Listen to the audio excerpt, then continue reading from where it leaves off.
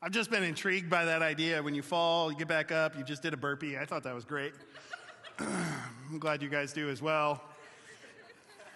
Awesome. Can I ask a real quick question for you guys who are in the room right now? How many of you have lived in a northern state at some point in your lives? Yeah, I thought so. How many of you who are joining online right now, give us a thumbs down if you've never lived in a northern state. For those of you who are joining from home because of the massive snowstorm, if you would just give us a big thumbs down, just a quick survey, and give us a big thumbs up if you've lived in a northern state. You guys are the hardy ones who are in the room at this point. -6 wind chill, nothing is not going to slow you down. Beginning of the year, you're here. I do have to say, for those of you who are here for Pastor Nathan's hilarious joke to start us off this morning, he tells that joke every year. Like, the first Sunday of the year, you can pretty much be guaranteed that Pastor Nathan's going to make a joke about not seeing some of you since last year. But I had actually written that into the beginning of my sermon, so he used it before, and so I didn't get to use it. But he'll use it again next year, guaranteed as well. This week, did you guys have a good week? Okay, so we had a good week. As we were finishing up 2021 and looking into 2022, we've got so many things that are all going to be kind of like simultaneously moving on different tracks. And so I really, as we were kind of wrapping up a big December and moving into 2022, wanted to really take this last week and just give rest for everybody and even for ourselves and not work. And so as much as possible, what didn't work this last week.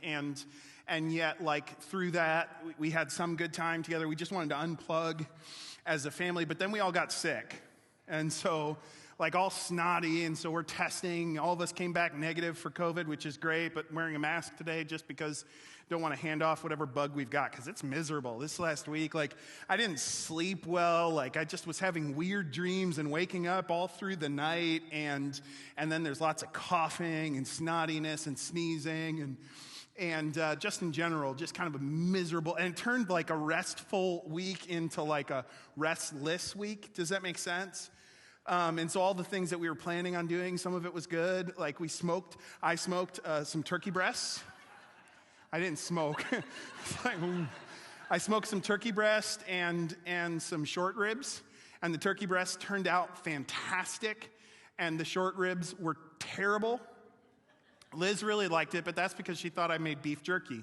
And it was, no, that's not what that's supposed to taste like. It's not supposed to be that tough. It's supposed to be much more tender than that. But it was just kind of like bleh. And so the week turned into just like I don't know. There was a lot of binge watching TV shows, I guess, just like restless kind of thing. And so one of the shows that I watched a lot of, which I don't recommend this show to anybody because it is TVMA. I'm just going to put that out there. It's called Hard Knocks. For those, Hard Knocks is it's a documentary, and you know it's a good documentary when it's TVMA. It's a documentary that follows football teams. And the reason why it's MA is because NFL football teams typically, because they see behind the scenes. Normally, when you're being interviewed by the media, you don't necessarily lead with particularly colorful language. But when they're in the locker room, all the nice things they say in the media about the opposing quarterback, they do not say in the locker room before and after the game. They're saying all kinds of different things. And so typically, this is kind of a rough show and rough language. But I was intrigued to watch this show because it was following the Indianapolis Colts. And I've been particularly interested in the Indianapolis Colts for several years now, for a couple of different reasons. I don't know if you know this about the Colts, but they have historically had some coaches who are high-integrity believers, right? Going back to Tony Dungy, right? Tony Dungy was a man who had high integrity and was a believer, and that to me is interesting because you're leading an NFL team where there is that colorful stuff happening, right? Like you've got people, some of them are believers, and some of them are very, very far from God and have the fame and the money to do some damage, right? And so as like a high integrity believer leading a team where some are believers and some are just very, very far from God, how do you do that? And so Tony Dungy was followed by a guy named Jim Caldwell, and he was also a believer, high integrity guy. Chuck Pagano was after him, and then after Chuck Pagano, the current coach is a guy named Frank Reich. And I specifically have been intrigued with this guy, Frank Reich, because he used to be a pastor. And I thought, well, so you can go from being a pastor to an NFL coach. I should check this out, find out how that happened, you know. But he wasn't just a former pastor. He was like a seminary president.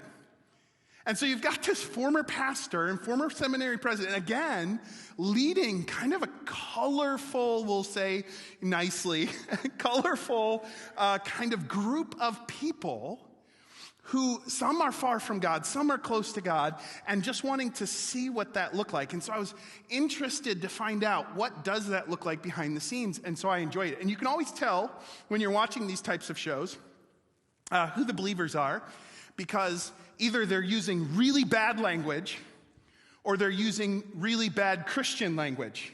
Right? They're cuss words, or it's Christian cuss words.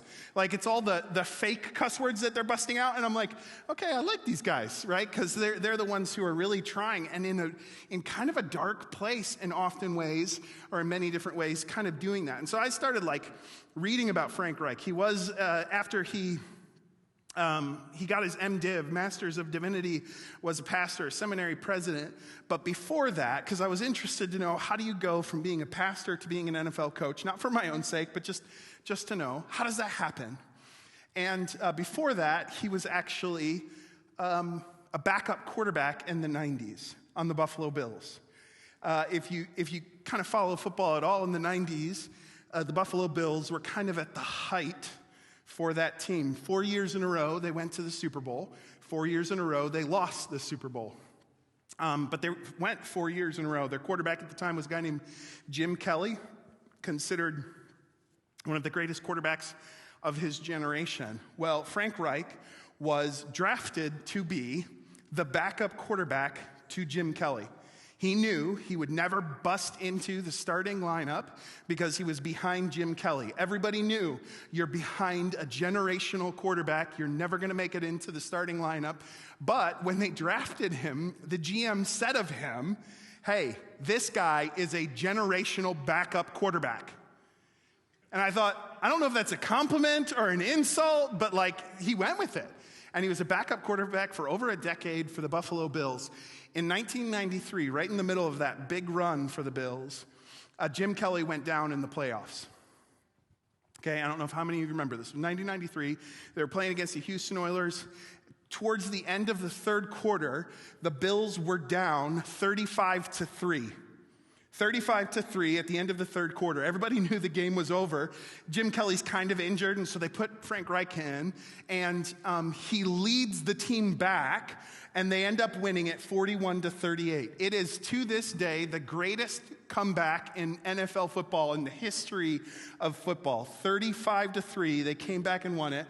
41-38, the greatest comeback. It's known as the great comeback game. Like, it is the game everybody always calls back to, and it was Frank Reich who was the quarterback at the time. It wasn't the first time he had done that. When he was in college, he went to Maryland, and they were playing against Miami Hurricanes. At the time, they were like the Alabama, like Crimson Tide of their day, and they were down 31-0. And he led them back to win it 42-40, which stood as the greatest comeback in college history for 22 years. So here's a guy, for whatever reason, has been a part of major comebacks multiple times. He goes on, he finishes his NFL career, he goes, gets his MDiv, becomes a college seminary president, a pastor, and then at some point he senses that it's time for him to get into college, or back into coaching. And so he starts. And I'm like, man, I wonder what that looked like. So I looked it up. 2011, he was fired by the Colts as their quarterback coach. In 2012, he was fired by the Arizona Cardinals as their wide receivers coach. In 2016, he was fired by the San Diego Chargers as their offensive coordinator. At that same year, he was hired by the Philadelphia Eagles as their offensive coordinator. That year, they had a good year, went to the Super Bowl, won it all, and when they did, Frank Reich became the next best thing. And the Colts hired him, and he's been their coach ever since. And each of those job changes would have included a relocation and starting all over for him and his family again and again and again. And you know what's crazy? For all of the NFL coaches, their history looks very similar. These guys are at the top of their game. There's only 32 of them in the world, right? And they have all experienced this thing where they've been fired 5 to 10 times before they make it to head coach. You want to know what makes a guy able to lead a team of a wide range of people? What it comes down to is how many times they've failed before they get to that point. And it's almost as if those failures prepare them to be that head coach. And so in this show that I was binge watching, there's only 6 episodes, so I binged 6 episodes, but as I was watching it, over and over, you hear him say, hey, come on, guys. Because they had a really bad couple of first games of the year, and then they turn it around. And over, he said, guys, don't get too high. Don't get too low. Listen, I know we're going to make it through this. He held multiple records for comebacks. He knows it's possible, that you're never out of it. And that's what this series is about. Because here, as we get into 2022, it's going to be an exciting year for us. And as we're kicking off the year, we're going to be getting into a lot of that vision towards the end of January and into the beginning of February. But before we got to that, I want to step back for a moment, because I think there are some people who have felt like in 2021, or maybe even going back to 2020, maybe they felt like you feel like, or some feel like, 2020 lasted 2 years. You know what I'm saying? And I've seen the memes. I've seen all of the memes, like where it's like, oh, 2022, we're starting another year, and it's going to be terrible. And I'm sitting here going, that is not at all how I see 2022. And I get it. If you've got no hope, if you've got no expectation, if you've got no faith that Jesus Christ is faithful and that he is doing something in this world today and tomorrow and will until that day that he comes back and sets things straight. Like, if you don't have that, I understand why you would just see all the negative things that happen and go, okay, here we go again. But that is not at all my approach to 2022. And I do believe that God wants to help set some people on a new plane right now. That's what this series is about. It's because God never gives up on us. If he never gives up on us, then every setback can quickly become a comeback. And I think we love comeback stories. That's why there's 7 Rocky movies. Do we need 7 Rocky movies? No, you do not need 7 Rocky movies. You really need 1 Rocky movie 7 times. Well, that's what we've got. But and even for the Rocky movies, he spends the vast majority of the movies losing. And then there's a musical montage. And then he wins, right? Or in wins in a way. We love comeback stories. I don't know if you follow college football. I do. I did not want to see Alabama and Georgia in the championship game, because who cares if the SEC makes it again? I wanted to see Michigan and Cincinnati. I wanted to see the underdogs make it. I wanted to see these guys down by 30 in the third quarter turn around the game and come back and win it. I don't want to see Alabama win again. That's so lame. We love comeback stories, but it's almost like we eat this stuff up, but we're not sure it can happen for us. In spite of the fact that that's what happens all through Scripture. That's what God does over and over and over again in the Old Testament and in the New Testament. You find story after story after story of God working in the lives of people who have dug themselves holes to sit in, and then they hit rock bottom, and God totally changes their situation. Right? You find people like Joseph thrown into a pit, and then slavery, and then a prison, and then the palace. You find people like Job, who lost everything and everyone, and God returns to him twice as much as he had before. You have guys like Joash. I love the story of Joash.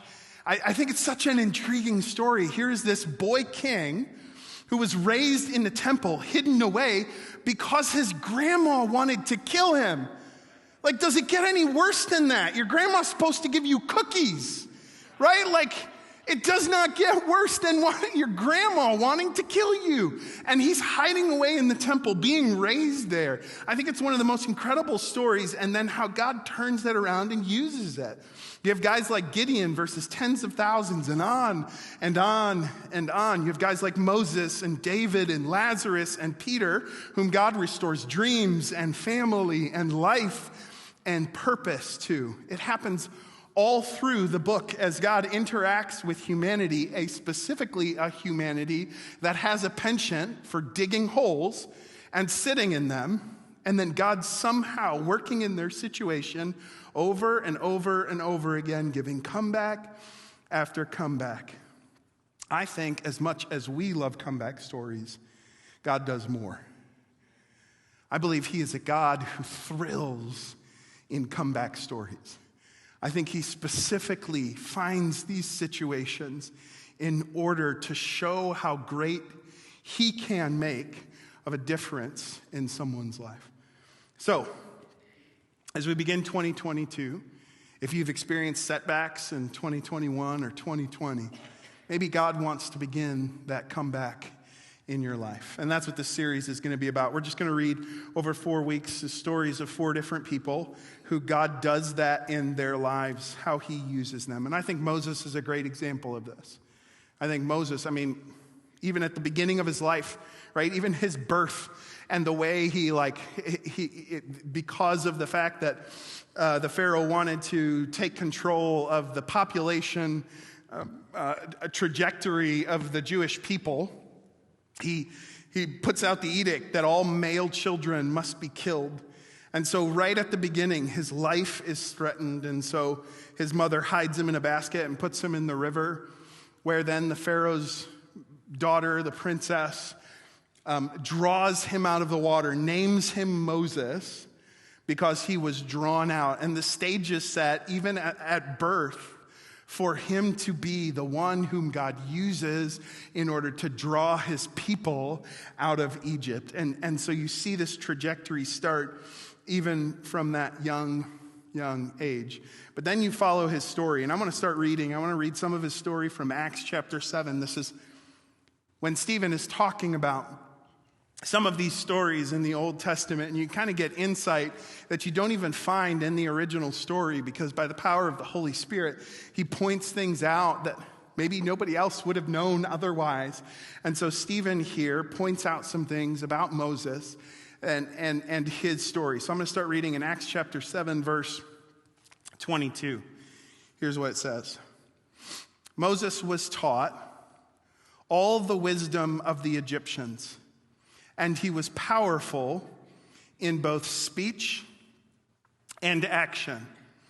One day, when Moses was 40 years old, he decided to visit his relatives, the people of Israel. I turned 40 in 2021. And I have to say, I've mentioned it before, that I feel like 40 is a great age. I don't know what it is. Maybe it's just something that's in my own mind. It may be. But when I turned 40, I felt like maybe it's a magic number, maybe not, but it's almost like this guy might actually have something to say now. You know what I'm saying? Like he might actually know something that would be helpful for me. And again, it's probably not true and nobody else feels that, but I do. It's like, I'm 40 now. And every year now, I'm just looking forward to it. Maybe that'll change. But I love getting older. I'm all about getting older. I want to get older. The other alternative is not as fun to me. But I'm all for that. That is what a great way to just look forward to the next year. And so turning 40 was a big one for me, and I was excited about it. And it wasn't like we had black balloons and black banner over the hill or anything like that. No, just the opposite. 40 to me, I'm like, this is great. I love it. When Moses turns 40, it says of him, and this is really very interesting, it says that he was powerful in both speech and action, that he was at the height of his rhetorical power and prestige in Egypt. It says that he was powerful in speech and action. In Exodus chapter 2, it actually says that he had grown up is how it's translated in the New Living Translation. But the idea behind the word that's used there is that he had grown powerful, that he had grown to a place of power, and he had become great. So he has all the power and the benefits that Egypt has to offer. He is educated well. He's at the height of his reputation, the height of his esteem, and then he heads out to visit his relatives. And we don't know how often he did this. Like, we don't know if this is something that this was his first time going out and doing, or if it was something that he did every week. Like, we do know later on that he knows who his brother Aaron is. So we know that he's been around his family. But he here, as he's going out, we don't know if he's hoping to accomplish something specific on this morning. Like, when he heads out this day, is he hoping to spark a revolution, or is he stopping by for brunch? We don't know. But it just says that this day ends up being a very fateful day for him. Verse 24 says, he saw an Egyptian mistreating an Israelite. So Moses came to the man's defense and avenged him, killing the Egyptian. Moses assumed his fellow Israelites would realize that God had sent him to rescue them, but they didn't. So whatever reason he headed out this morning, when he sees this thing happening, there's something going on in his brain where he was not just, it wasn't a spur of the moment, or it wasn't just a reaction, but it seems as if he's been brewing on this for a little while. Like, he's been thinking about it. Like, this moment, he is expecting that they will say, aha, here's the one that God has sent to rescue us. That word rescue there is save. That he is the one who will be our salvation. They'll be fired up now, he's expecting. But that didn't happen at all. Instead, Moses assumed, over verse 26, the next day he visited them again and saw two men of Israel fighting. He tried to be a peacemaker. Men, he said, you are brothers. Why are you fighting each other?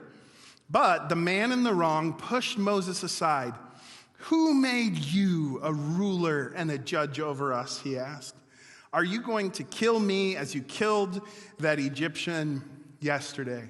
So it doesn't go at all like he is expecting it to go, right? Like, he's thinking, oh, they're going to go... Like, they're going to welcome me with open arms. Like, they might even lift me up on their shoulders and carry me around because, like, I'm the guy. Like, I am at the height of my power and prestige, and God is going to use me to save them. Like, here he is at the top, right? And he is expecting that they will respond in that way, and that's not at all what happens. Instead, they're like, oh, you've come to save us. No, are you going to judge me the way you judged him? Like, are you going to end me the way you ended him? And all of a sudden, Moses realizes that things didn't turn out as he has expected. And in a moment, his life is totally changed. Isn't that like in a moment, he loses it all. All that he had worked for, all the prestige, all the power, all the benefits, all the esteem. In a moment, he recognizes he's got to run. In a moment, everything that he had is gone. In a moment, it's all over. 40 years of growing and becoming great, gone in a second, in one decision. And isn't that the bummer of it all?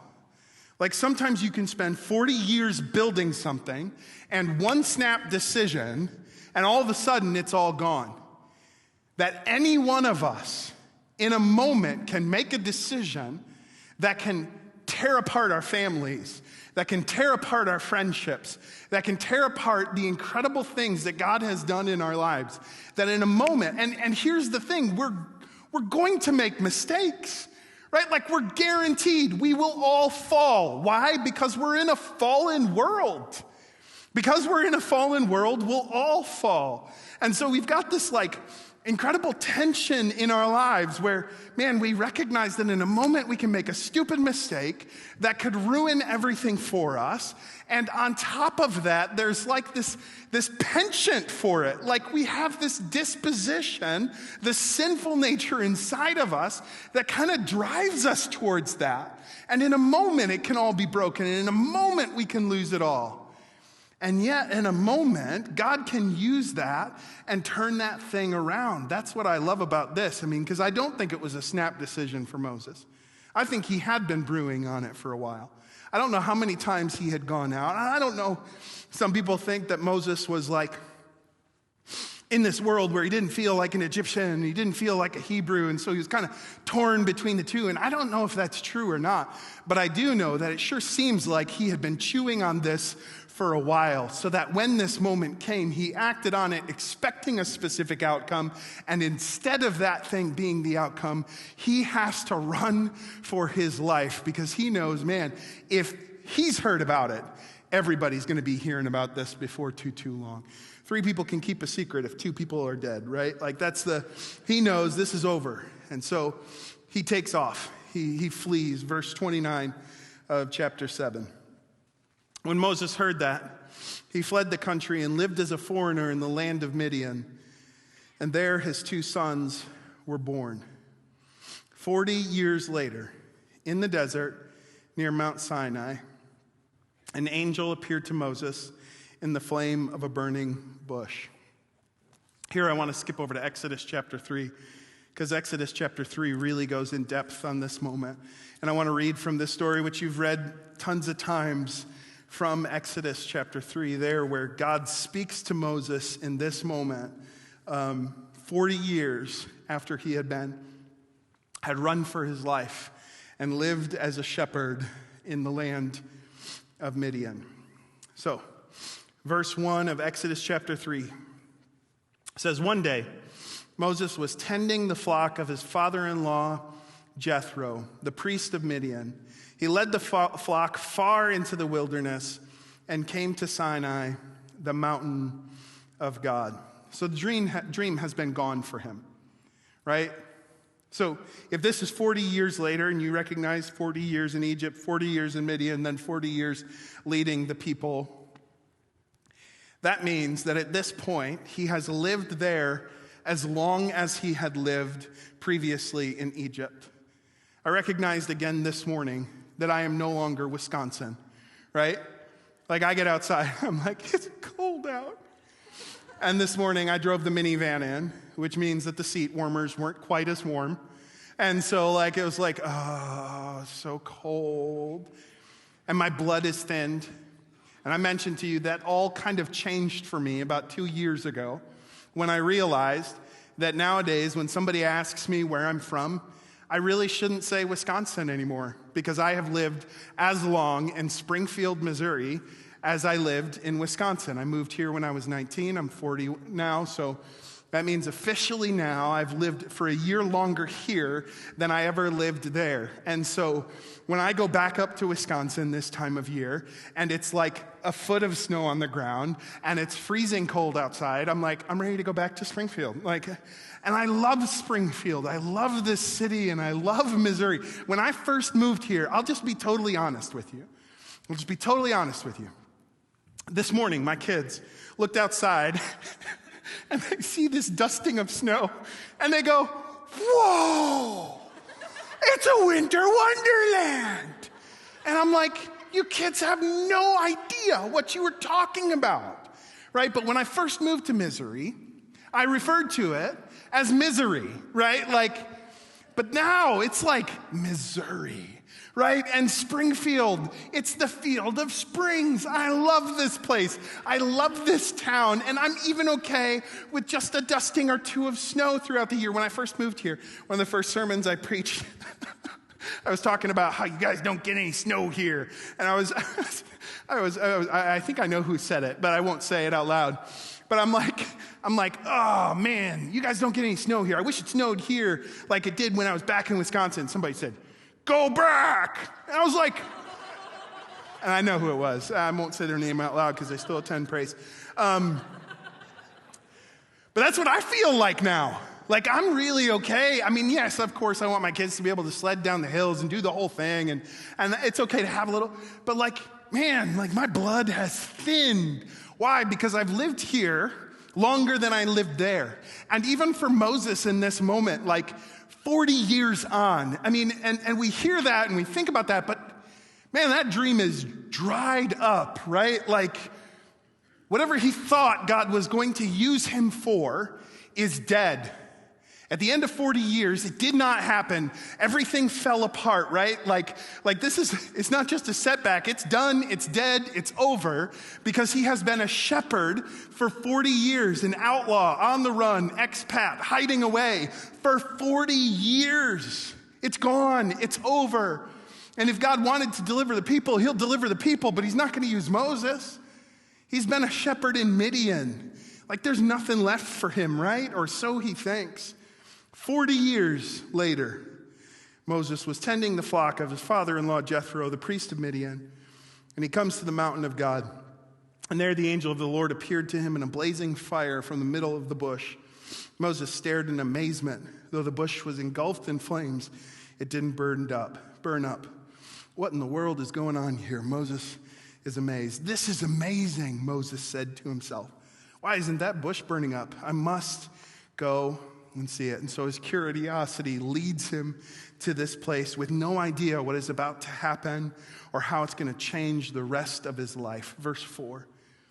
When the Lord saw Moses coming to take a closer look, God called to him from the middle of the bush, Moses, Moses. Here I am, Moses replied. I love,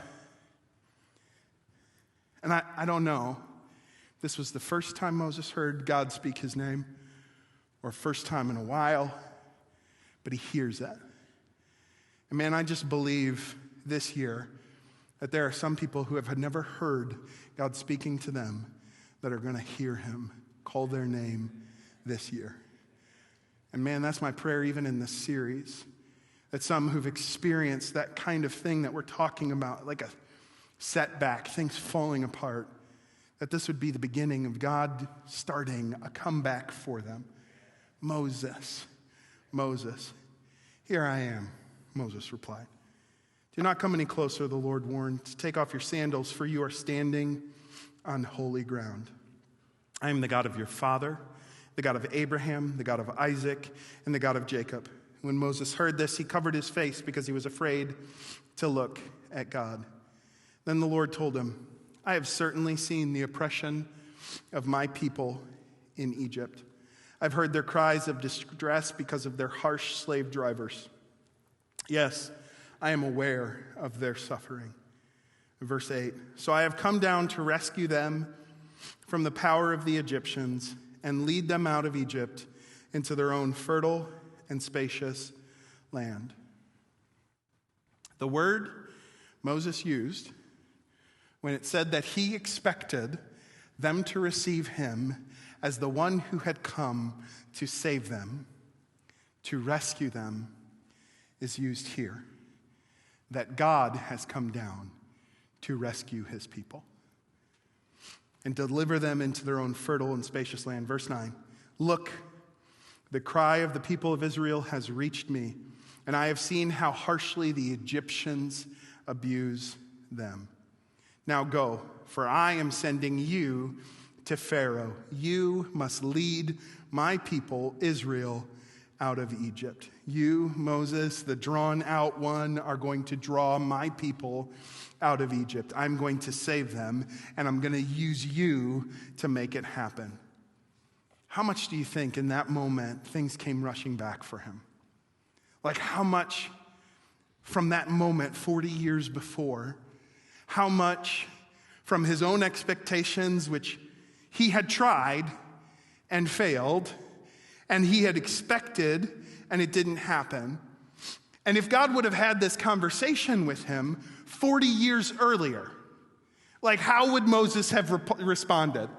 Right? Like would he have said, oh yeah, I'm the guy, man. I'm at the height of my power. I'm 40 years old.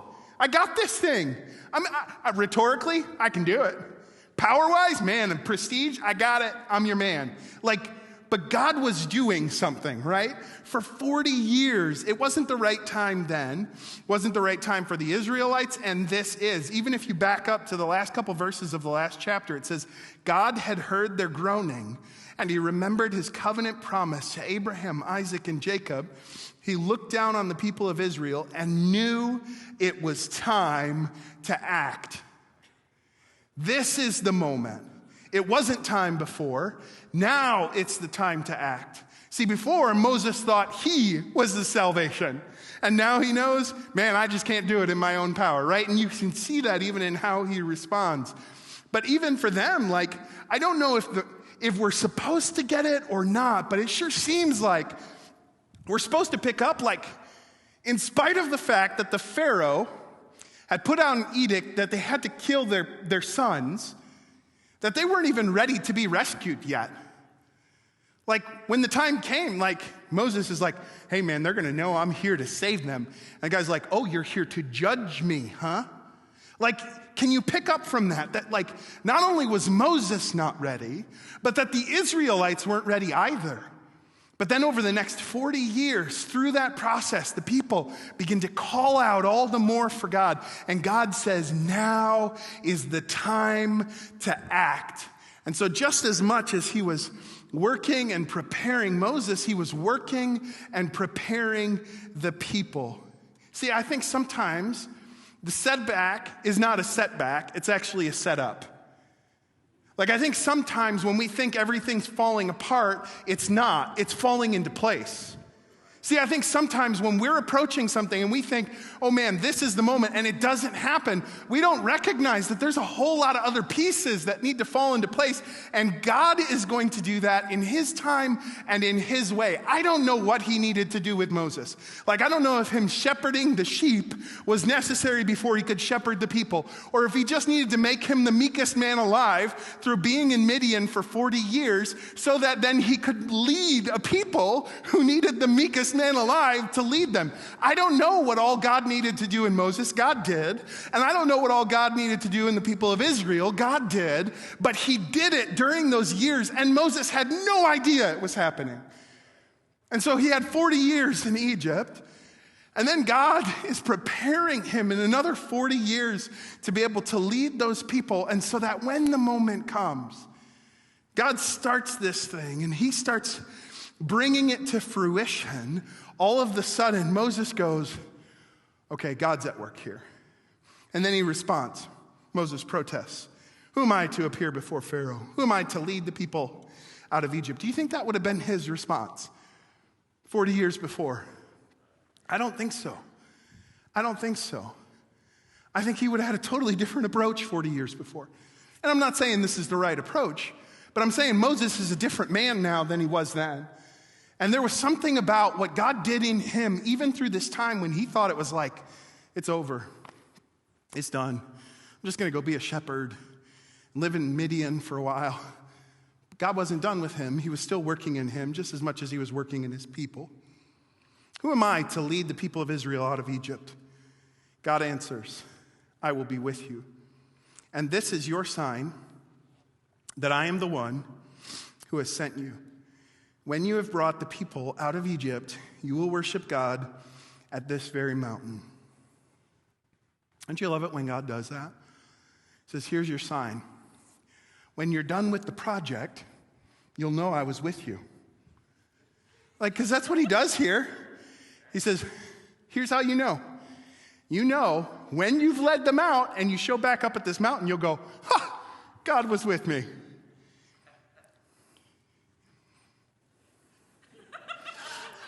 This is good preaching right here. I don't care who you are. You guys are afraid to. But really, truly, he does that sometimes, doesn't he? For me, in going into 2022, there's some big things, even as a church, that, we'll talk more about it in the months to come, but there's some trigger points. And if something happens in February, it sets us up for what happens in September. And we will either start aiming towards a certain thing in September or start aiming for something else, depending on how the church responds in February. So I've got the trigger point here. But that's not what God does for Moses. And there are some other signs he gives him. Stick your hand in. Oh, leprous. Ah, it's clean. And throw your staff down. It's a snake. Pick it back up. Ah, he does that. But then he says, here's your big sign. Your sign is when it's over, you will know I was with you. And that's sometimes how it works. Like, as much as you want something right at the beginning to say, here's how it's going to go there, a lot of times it's not till the end of the year that you step back and you go, God was with me in 2021. Oh, God was with me in 2020. Man, I don't look back at 2020 and 2021 and just think it was negative, because God was clearly with us and clearly helping us. And he did incredible things in me, and he did incredible things in you, and he did incredible things in your families and in your church. He did that in 2020 and 2021. And so now as we look back, we can see God was working all the way through. And sometimes that's exactly what God sets it all up for. There will come a point when you will know I was with you, when it's all done. And in the meantime, what does Moses have to do? Walk by faith. And Moses protests again. Well, if I go to the people of Israel and tell them, the God of your ancestors has sent me to you, they will ask me, what is his name? Then what should I tell them? And God replied to Moses, I am who I am. Say this to the people of Israel, I am has sent me to you. I am the self-existent one who does not need, who does not depend, who does not need someone to hold him together or validate me. I am. And what I think is interesting is even those words, I am, actually show up a couple verses before where we just read it, when it says in verse 12, God answered, I will be with you. It's actually, I am with you. Same structure, same word, same tense, same everything. So when he says again, I am, he's essentially saying, I am the self-existent one who will be with you, right? So he says, I am, I don't depend on you, but I am with you. And then he continues on, it says, God said to Moses, say this to the people of Israel. He gives him another name, Yahweh, the God of your ancestors, the God of Abraham and Isaac and God of Jacob, has sent me to you. This is my eternal name, my name to remember for all generations. Now, anytime he uses that phrase, I am the God of your fathers, I am the God of Abraham and Isaac and Jacob, he is specifically pointing to the fact that he is a promise-keeping God, that he does what he says he will do, and that it is always for their good. He reveals himself here as the self-existent one who is with them and for their good. And then he says, and not just for a little while, this is my name forever, for all time, eternally, that is my name. So he says, I am with you, I am for your good forever. And that's it. That's why, as we start 2022, no matter how 2021 was or 2020 was, that as we move into this next year, I am certain that God will be with us. Because he is the self-existent one who said, I am with you and I am for you for your good forever. Which means the same God who said that to Moses at a burning bush says that to you through Alan right now. I am with you for your good forever. And I don't need you, but I want to be with you.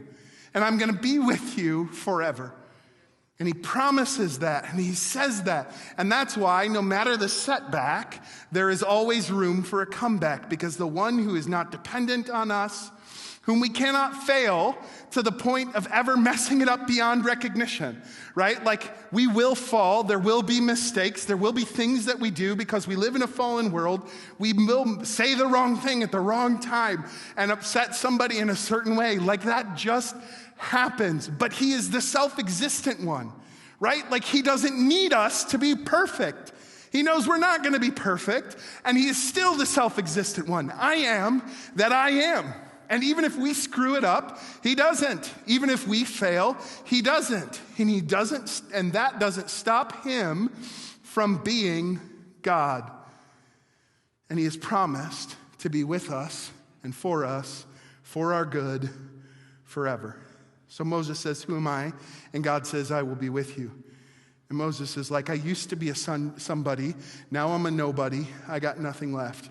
And God replies, I am God. I have always been God. I will always be God. And your failures are not so profound as to keep that from being. I am that I am. And I am always with you.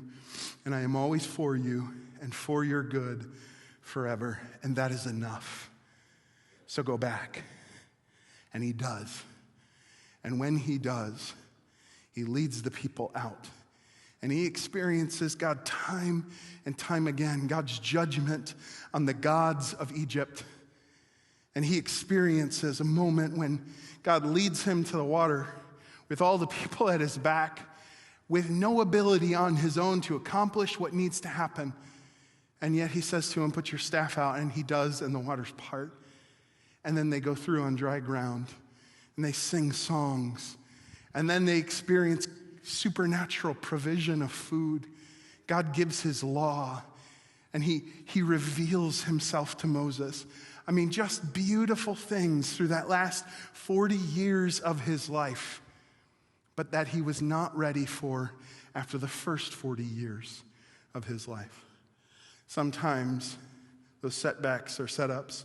Sometimes when everything's falling apart, it's actually just falling into place. So may 2022 be a year of comebacks for some of us.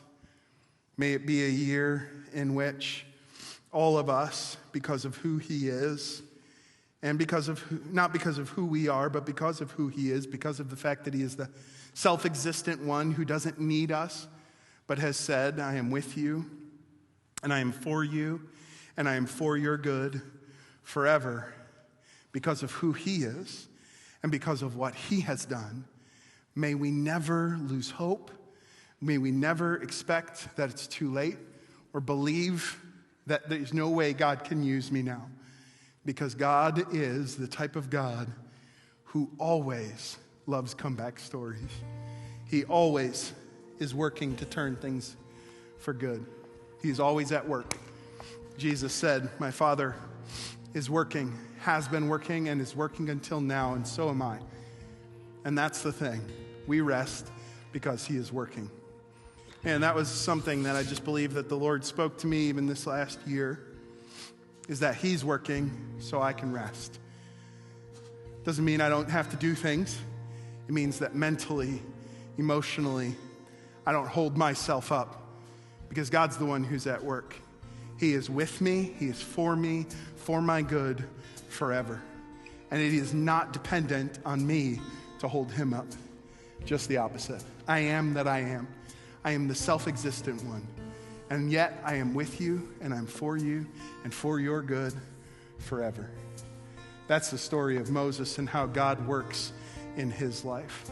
And may it be for some of us, for those of you joining online, and those of us in the room, may you today not lose sight of the fact that God is always working in your life forever. And there is nothing you can do to stop that. Why? Because I am the I am. I'm the self-existent one. I don't need you, but I want to be with you and for your good forever. Would you stand with me, Father?